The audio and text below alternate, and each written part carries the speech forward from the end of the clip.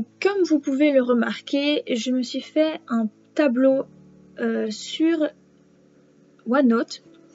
Donc, dans ce tableau OneNote, j'ai indiqué juste les dates ainsi que les heures auxquelles je pouvais finir le plus tard possible dans la journée. Première chose que j'ai faite, j'ai pris le crayon rouge qui existe sur OneNote et j'ai indiqué les indiscutables, donc mon examen de biologie ainsi que toutes mes petites interros. J'ai également prévu des jours uniquement dédiés à la relecture avant ces interros. Vous pouvez remarquer que j'ai également noté des choses comme le réveillon ou Noël en vert en petit en dessous. Ensuite, j'ai écrit mes matières, donc les matières sur lesquelles j'allais être interrogée. Ici, je n'ai pas prévu de sous-chapitres, j'ai juste mis vraiment les grands titres des matières, J'ai ensuite indiqué le nombre de jours que j'avais en véritable pré-blocus, c'est-à-dire cours et études en parallèle, ainsi que le nombre de jours que j'avais prévu de blocus, donc à partir du moment où mes cours s'arrêtent. J'ai aussi indiqué le nombre total de jours que j'avais au final, en retirant donc les jours qui n'étaient pas disponibles à cause de l'examen de biologie par exemple, ou des interros que j'avais déjà prévus. J'ai ensuite écrit en dessous de chaque matière si j'avais des exercices prévus dans cette matière, donc c'était le cas pour en fait à peu près toutes les matières, je m'en suis rendu compte après avoir fait cette fameuse liste. Donc là j'indique tout simplement dans les cases des contrôles à quoi correspondent les matières, parce que j'ai prévu de ne pas réviser ces matières-là directement après l'examen de biologie. Par exemple, je ne vais pas faire de la biologie directement après l'examen de biologie, je pense que j'en aurai assez étudié à ce moment-là, j'en aurai un peu marre d'étudier de la biologie. Donc j'ai commencé tout simplement à choisir des matières à faire. Parfois je groupais les matières, parfois pas. Et le week-end, j'ai décidé de faire 2 matières en parallèle.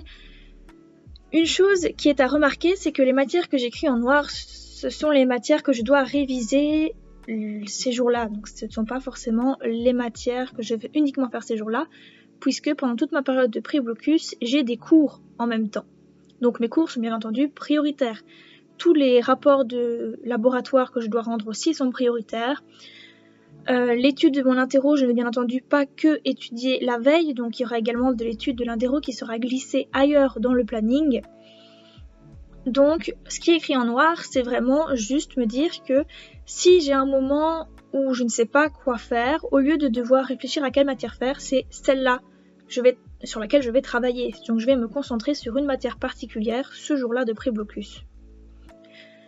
Ainsi, ça me permet d'avoir un équilibre certain entre les matières pendant mon pré-blocus et donc de ne pas, par exemple, avoir l'impression que j'ai une faiblesse en chimie et donc au final n'étudier que ça et arriver pendant mon blocus en n'ayant pas du tout avancé dans les autres matières, c'est pas ce que je veux.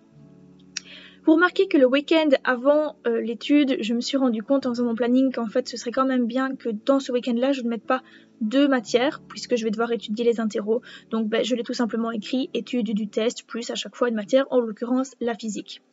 Vous voyez également que les matières sont parfois groupées 2 jours de suite, parce que je me suis dit que ça pouvait être intéressant de parfois étudier la même matière 2 jours de suite pour faire des liens ou autre, mais c'est pas toujours le cas. On voit même à un moment la chimie générale est mise 3 jours de suite. Mais parfois, les matières sont simplement isolées.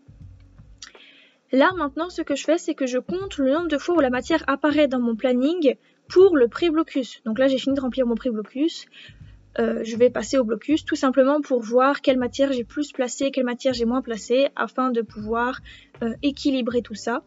Alors toutes les matières n'ont pas le même temps d'étude, je fais par rapport au nombre de crédits que vaut chaque matière. Donc par exemple la biologie est plus prépondérante par rapport à la chimie organique par exemple. La biologie valant il me semble 8 crédits, la chimie orga en valant quelque chose comme 3 ou 4. Donc clairement je vais étudier plus de biologie que de chimie organique. Mais c'est aussi relatif parce que la biologie c'est uniquement de l'étude théorique, donc il n'y a quasiment pas d'exo, c'est pour ça que je les ai mis entre parenthèses, tandis que la chimie organique c'est quasiment que des exercices. Mais bon, vous voyez qu'au final la biologie écopera de 8 heures, je ne sais pas si écoper est le bon terme, mais bon. La biologie va se voir attribuer 8 heures d'études, tandis que la chimie organique n'en aura entre guillemets que 6. pour mes derniers jours de blocus, j'ai simplement décidé de laisser des points d'interrogation parce que je ne sais pas encore ce que je ferai, ce sera selon.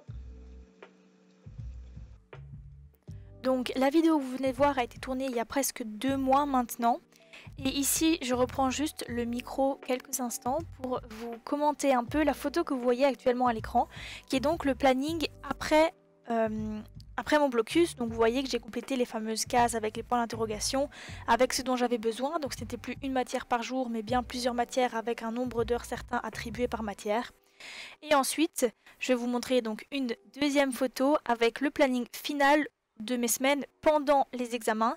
Alors je ne vais pas vraiment le détailler, mais bon, vous pouvez voir qu'à chaque fois il y a l'examen prévu avec son heure et ce que je dois étudier avant, ce que je dois étudier après. Donc c'était un peu pour me guider aussi dans mon étude. Maintenant ce planning a été adapté pendant ma session d'examen selon la vitesse à laquelle j'ai avancé dans telle ou telle matière. Merci à tous d'avoir regardé cette vidéo, j'espère qu'elle vous a plu. Comme toujours, n'hésitez pas à laisser un pouce bleu, à vous abonner et à partager la vidéo à des amis si vous pensez que ça peut les aider et pour les inviter à rejoindre notre communauté. À bientôt!